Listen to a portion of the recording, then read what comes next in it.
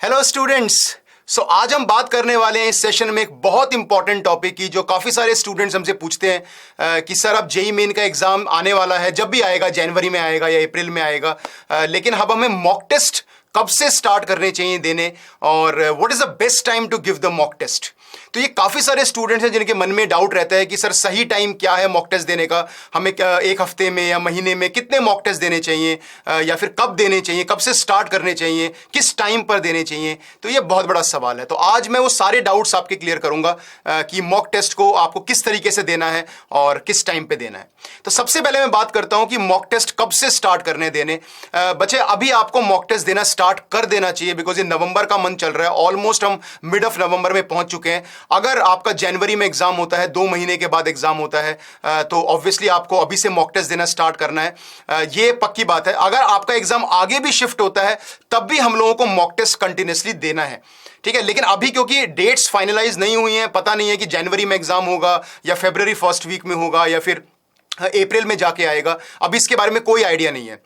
But let's prepare for the worst कि अगर जनवरी mid या जनवरी एंड में भी अगर एग्जाम होता है तो we have around 2 months left. तो 2 महीने में हम लोगों को मॉक टेस्ट अब से स्टार्ट कर देना है, एटलीस्ट देना। अगर आपने कर दिए हैं तो वेल एंड गुड, अगर आप तक नहीं किए हैं तो अब देना स्टार्ट कर दो, ठीक है। First of all, second, mock test देना कहां से है। तो मॉक टेस्ट के लिए आप कोई भी टेस्ट सीरीज ज्वाइन कर सकते हो, या फिर आप एनटी अभ्यास जो टेस्ट होता है, जो टेस्ट सीरीज है, उसको आप दे सकते हो। तो ये आपको मॉक टेस्ट मिल जाएंगे बहुत सारे एनटी अभ्यास में की वेबसाइट पे, बहुत सारे आपको मिलेंगे मॉक टेस्ट, तो वो आप दे सकते हो, ठीक है।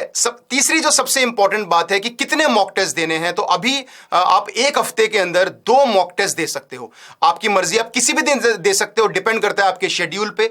तो आप किसी भी दिन, जैसे वेडनेसडे या संडे दे सकते हो, या फिर सैटरडे संडे दे सकते हो, डिपेंड्स ऑन यू। तो एटलीस्ट लेकिन कम से कम 2 मॉक टेस्ट तो आपको अब देना स्टार्ट कर देना है। अगर आपका पेपर जनवरी में हो जाता है तो फिर आप एक काम करना, दिसंबर मिड के बाद, यानी आज से 1 महीने बाद, आप एक वीक में 2 की जगह 3 मॉक टेस्ट देना, फिर अपने टेस्ट की फ्रीक्वेंसी बढ़ा देना। लेकिन अगर आपका टेस्ट, अगर आपका जो एग्जाम है फर्स्ट अटेम्प्ट, अगर वो जनवरी में या फरवरी में नहीं होता है, तो फिर यही अपनी जो फ्रीक्वेंसी है 2-2 मॉक टेस्ट की, ये कंटिन्यू रखना, क्योंकि there are so many hundreds of mock test जो आपको एनटी अभ्यास में मिलेंगे, and you can join test series also. तो आपको बहुत सारे मॉक टेस्ट देने पड़ेंगे ताकि आपकी जो स्ट्रैटेजी है वो लॉक हो जाए, आपको ये पता चल जाए कि आपको किस ऑर्डर में आपको पेपर देना है, किस सीक्वेंसिंग में आपको पेपर करना है, ये आपको पता चल जाएगा।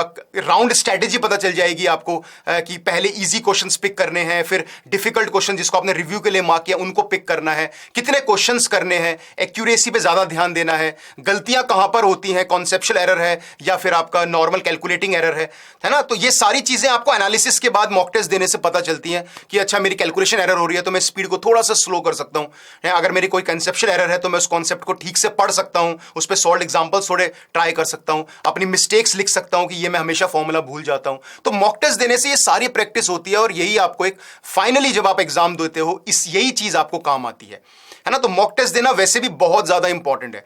तो जैसे मैंने बताया 2 मॉक टेस्ट पर वीक आपको देना है। अगर आपका जनवरी में एग्जाम है तो दिसंबर के बाद से 3 उसको कर देना। अगर एग्जाम बाद में शिफ्ट हो जाता है तो आपको 2 ही कंटिन्यू रखना है। एग्जाम से 1-1.5 महीना पहले आप उसकी फ्रीक्वेंसी को 3 मॉक टेस्ट पर वीक बना सकते हो ना। आखिरी चीज है कि मॉक टेस्ट का सबसे अच्छा टाइम क्या होता है देने का। तो सबसे अच्छा टाइम मैं तो सजेस्ट करूंगा बच्चों, और ये बहुत ऑब्वियस भी है, कि जिस टाइम आपका जेई मेन का एग्जाम होता है, which is 9 to 12 and 3 to 6, आपको उसी टाइम पे मॉक टेस्ट देना चाहिए।